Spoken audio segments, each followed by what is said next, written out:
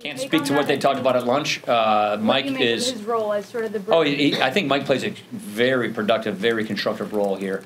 What's good about Mike Pence is he was a House member.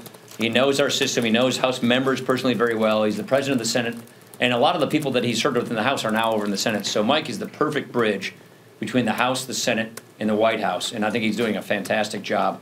That's just a tough issue. We're disappointed in the House that they couldn't get this thing over the finish line. It's not over. We're going to have to do something to fix this. I tell people there's a reconciliation vehicle next year, and we'll ultimately get to this. Last question. Thank you, Mr. Speaker. Kelly with CQ. On Hurricane Harvey, Democrats say that there's not a quick enough response from the Trump administration and that a spending bill needs to be on the floor now for Puerto Rico and the Virgin Islands. There's a $6 billion injection of funds into the disaster relief fund. Yeah, in 2 days. Yeah, so I wonder, billion. Is money really the problem right now, or is it manpower, and what do we do about that? Yeah, so that's a good question. As you know, as soon as we get these requests, we've turned around and financed these requests. $6.7 billion in 2 days will be released into the FEMA accounts, which equally applies to Puerto Rico. Actually, the president waived 100% of the match with respect to Puerto Rico, more generous than for Texas and Florida. So a huge capital injection will occur in 2 days.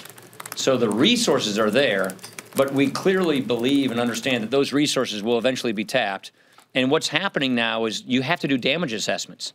But you can't do damage assessments until you do the actual humanitarian mission, the rescue mission, the helping people who are trapped on their homes, people who are in need of critical care, diesel for generators and water. So that humanitarian mission is happening right now. So you have a surge of manpower to get relief to people immediately under duress. Then you have time to do damage assessment. And so we're going to be waiting for the administration to be able to collect all that damage assessment data. Clearly, because Harvey was earlier, Irma was earlier than Maria, we're getting better damage assessment information from Florida and from Texas.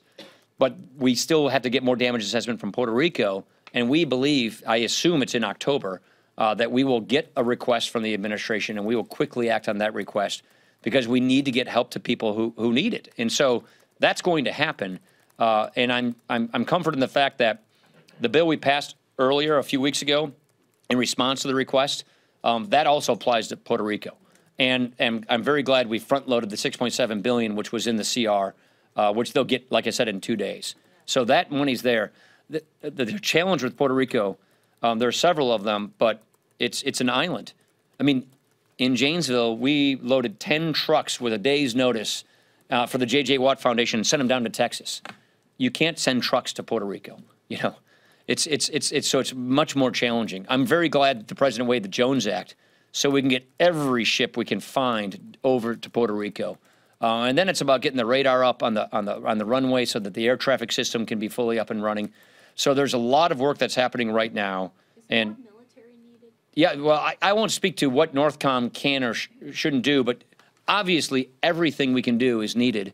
And there is military involvement clearly happening right now. The hospital ship, the C-130s, the National Guard. So there's a surge of resources. We just got to make sure we can do everything we possibly can for our fellow citizens who are in Puerto Rico. Thank you very much, everybody. Appreciate it.